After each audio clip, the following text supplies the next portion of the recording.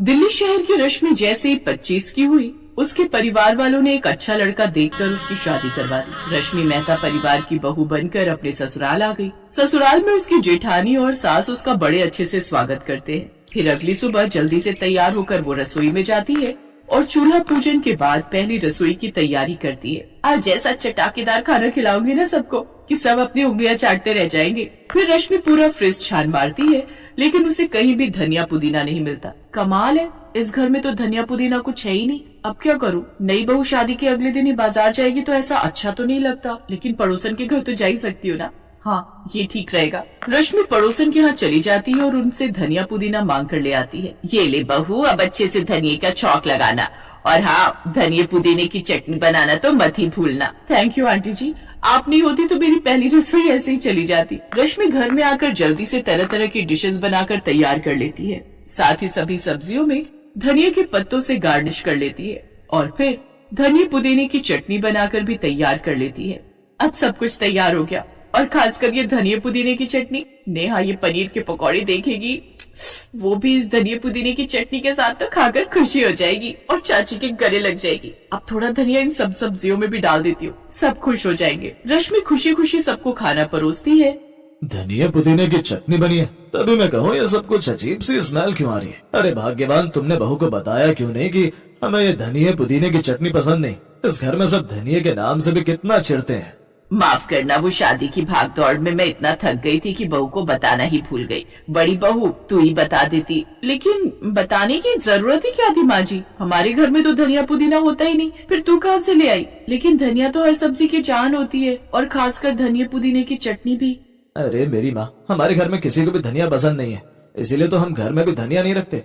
लेकिन तुम ये ले कहाँ से आई? घर में धनिया पुदीना नहीं था, इसलिए मैं पड़ोसन से जाकर ले आई। वो क्या है ना, मेरे हाथ की ये चटनी सबको बड़ी पसंद आती है, इसलिए सोचा पहली रसोई में इसे ही बना दूं। नहीं खाना हमें खाना। प्रभाकर, तुम जल्दी से बाहर से कुछ ऑर्डर कर दो और इस धनिया पुदीने की चटनी को हटाओ मेरे आगे से, नहीं तो मुझे उल्टी हो जाएगी। ऐसा लगता है जैसे गोबर में हरा रंग मिलाकर उसे पीस दिया। हटाओ, जल्दी हटाओ इसे। रश्मि का जेठ प्रभाकर बाहर से खाना ऑर्डर कर देता है। रश्मि और अनीता सारा खाना रसोई में रख देती हैं और अनीता झट से पकौड़े और पुदीने की चटनी खाने लगती है। वाह वाह वाह, मजा आ गया। आज कितने सालों बाद ये खाने को मिला है, कितने सालों बाद ये धनिया पुदीने की चटनी खा रही हूँ। अपने मायके में जाकर ही मैं ये चटनी खा पाती हूँ। आज तेरी गलती के कारण ये मौका मिला है तो खाने देना, और तू भी खा ले, क्योंकि आज के बाद तुझे इस घर में खाने को नहीं मिलेगा। इतनी नफरत, वो भी धनिया पुदीने से? जी मैडम, अभी तुम नई हो ना, कुछ दिन में सब समझ आ जाएगा। लेकिन भाभी, मुझसे तो धनिया पुदीने की चटनी खाए बिना तो खाना ही नहीं खाया जाता। लेकिन अब मैं सबकी पसंद का ख्याल रखूंगी। अब अगले कुछ दिनों तक वो बिना धनिया की सब्जी और धनिया पुदीने की चटनी के बिना ही खाना बनाती, जिससे उसे खुद को भी स्वाद नहीं आता। वो अपनी माँ को फोन करती है। माँ, कहाँ फंसा दिया मुझे? यहाँ तो ये लोग धनिया से ऐसे दूर भागते हैं जैसे कि धनिया ना हो गया आतंकवादी है ये। कुछ नहीं बेटी, कुछ दिन की बात है, फिर तुझे आदत हो जाएगी। माँ, तुम अभी तक अपनी बेटी को जानती हो ना, वो कितनी जिद्दी है। मैं नहीं बदलूंगी, बल्कि बदलेंगे ये लोग। अब देखो मैं क्या करती हूँ। शाम को वो सबके लिए स्नैक्स में बर्गर बनाती है, जिसमें वो धनिया पुदीने की चटनी डाल देती है और उसे कुछ इस अंदाज में क्रीम और चीज के साथ मिलाकर डालती है कि किसी को शक भी नहीं होता कि वो चटनी खा रहे हैं। वाह वाह वाह, आ रहा है ना स्वाद? कितना टेस्टी लग रही है बर्गर, वो भी बिना धनिया पुदीने के। कितना मजा भी आ रहा है। तभी तो कहता हूँ, क्या करना है धनिया पुदीने के पत्ते डालकर। पत्ते तो भेड़ बकरियां खाती हैं, हम कोई भेड़ बकरी थोड़ी ना है। देखा जेठानी जी मेरा कमाल, सब कितने चटकारे लेकर खा रहे। बस ऐसी धीरे धीरे सबको मैं धनिया पुदीने की आदत डाल दूंगी, फिर ये लोग खुद बिना धनिया पुदीने के खाना नहीं खाएंगे। हाँ, लेकिन संभाल कर, कहीं ऐसा ना हो कि एक दिन हम खुद ही फंस जाए। अरे तो चटनी का रंग हरा होगा, तभी तो ये सब नहीं खाएंगे। अब कभी दही में ऐड करके तो कभी लाल टमाटो सॉस में मिलाकर वो सबको धनिया की चटनी खाने को देती। सच में डाली, जब से तुम यहाँ आई हो ना, खाने में मजा आ गया। पहले तो कोई टेस्ट ही नहीं थी सब्जी में, लेकिन अब देखो इस टमाटो सॉस, इस दही की ये सब्जी खाकर तो मजा ही आ गया। तू कहना क्या चाहता है? तेरी भाभी अच्छा खाना नहीं बनाती क्या? अरे नहीं नहीं, मेरी वाली ज्यादा अच्छा खाना बनाती है, बस ये कह रहा था। बात तो तेरी सही है, इस लाल चटनी में तो मजा ही आ गया। अब वो धीरे धीरे सब्जी में भी बहुत ही बारीक कटा हुआ धनिया छौके के समय डालने लगी, जिससे अब लोगों को उनका स्वाद और भी ज्यादा आने लगा। अब उन सबको सब्जी में धनिया की महक की आदत पड़ गई। अब लाल रंग की वो चटनी भी उनको पसंद आने लगी। लेकिन एक दिन वो जानबूझकर सब्जी में धनिया नहीं डालती और न ही धनिया पुदीने की चटनी बनाती है। उस दिन किसी को भी वो खाना पसंद नहीं आता। नहीं नहीं, आज मजा नहीं आया इस खाने में। बहू, आज कुछ कमी रह गई। आज तो खाना गले से नहीं उतर रहा। वो पापा जी आज एडजस्ट कर लीजिए ना, कल ठीक से बनाऊंगी। आज तबीयत कुछ ठीक नहीं थी इसलिए। अब रश्मि मन ही मन खुश होती है क्योंकि वो समझ चुकी थी कि अब सबको धनिया पुदीने की आदत लग चुकी है। और फिर अगले दिन वो गुगली मारती है। वो सबको आज सब्जी में धनिया पत्ता डालती है, साथ ही धनिया पुदीने की चटनी भी परोसती है। ये क्या मजाक है रश्मि? तुम जानती हो ना हम सबको ये धनिया पुदीना पसंद नहीं है।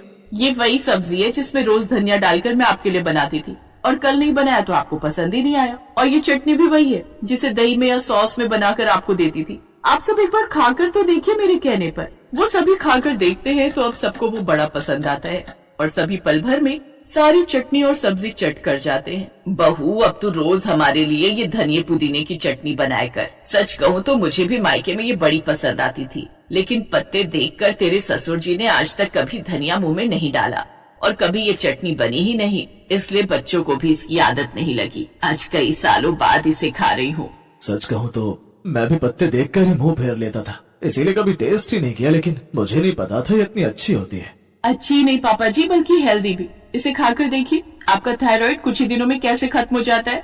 अच्छा, फिर तो तुम रोज मेरे लिए ये बनाना बहू, सिर्फ आपके लिए नहीं बल्कि हम सबके लिए पापा। उस दिन के बाद सभी बड़े शौक से धनिया पुदीने की चटनी खाते हैं।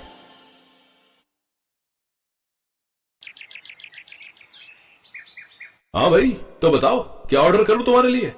कुछ भी नहीं, मैं टिफिन लेकर आई हूँ जैसे रोज लाती हूँ। और सुनो, तुम भी अपने लिए कुछ मत मंगवाओ, मैं तुम्हारे लिए खाना बनाकर लाई हूँ अपने हाथों से।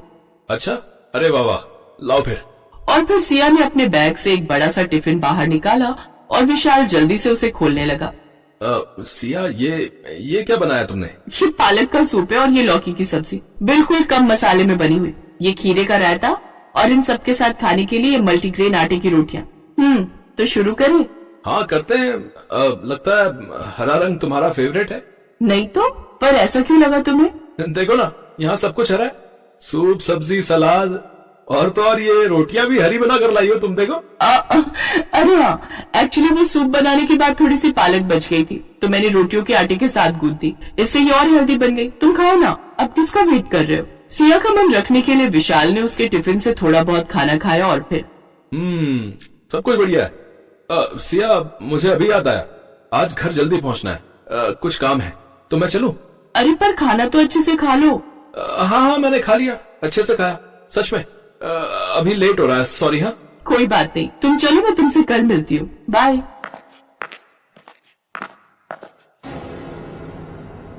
ओ भाई ओ, जल्दी से एक पेटीज और एक पेस्ट्री निकाल दे, और सुन, एक गर्मा गर्म चाय भी, मलाई मार के। ओ भाई ओ, भटेगा क्या है?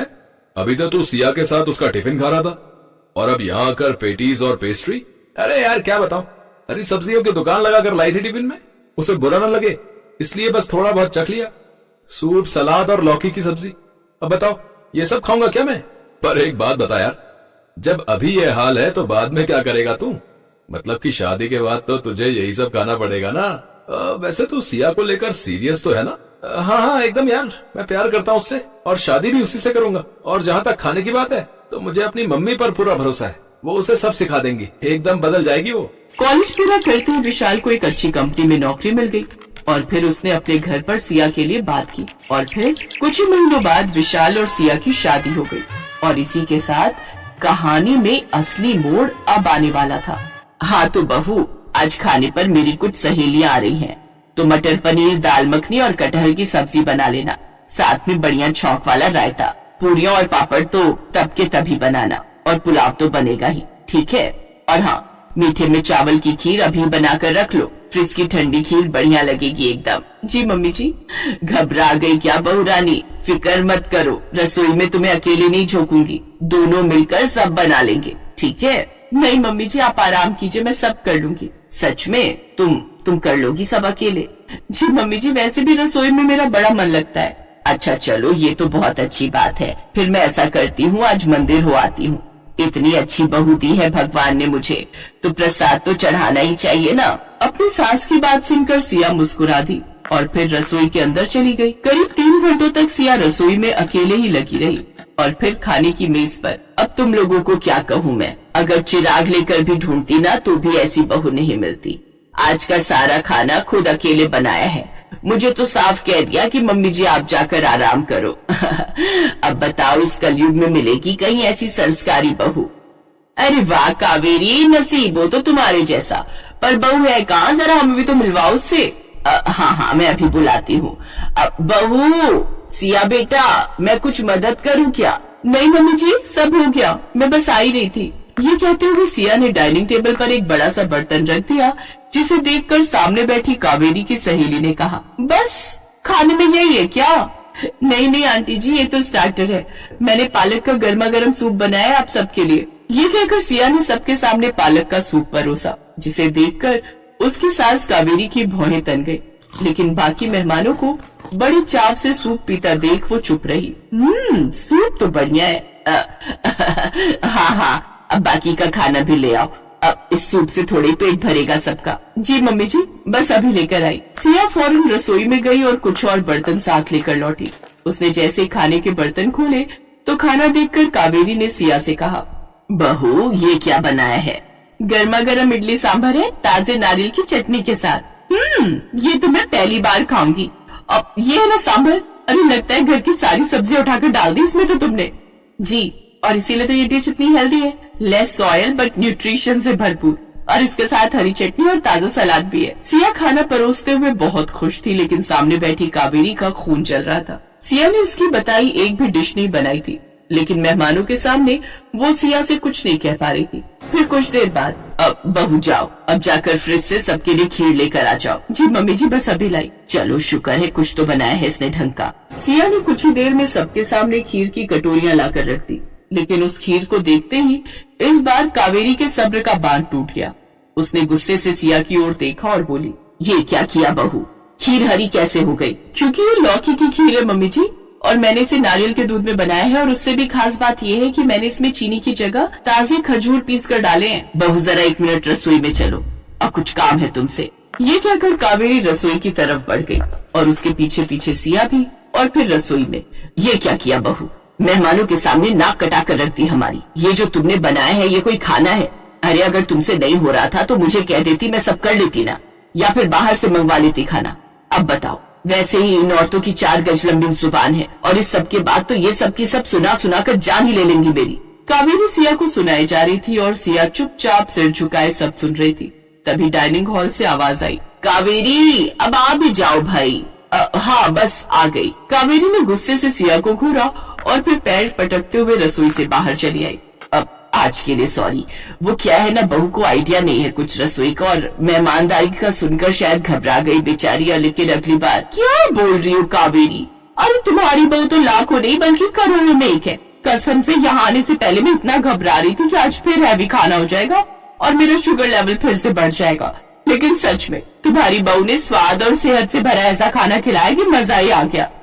बिल्कुल सही कहा। तुम सिया को कहना कि टाइम निकाल कर जरा मेरी बहू को भी कुछ सिखा दे। कावेरी, ओ कावेरी, कहाँ खो गई? क्या? हाँ, सच में तुम लोगों को आज का खाना इतना पसंद आया क्या? अरे पसंद नहीं, बहुत पसंद आया। सच कावेरी, भाग खुल गए तुम्हारी सिया जैसी गुणी बहू पाकर। चलो अब हम चलते हैं, बाय। अपनी सहेलियों की बातें सुनकर कावेरी हैरान रह गई। इसके बाद से रसोई की पूरी जिम्मेदारी कावेरी ने सिया को सौंप दी, और इस तरह सिया ने अपने पक्के इरादे से न सिर्फ अपने ससुराल वालों की सोच को बदला, बल्कि अपने ससुराल की तेल मसाले से भरी अनहेल्दी रसोई को हरी भरी सब्जियों वाली हेल्दी रसोई में बदल दिया।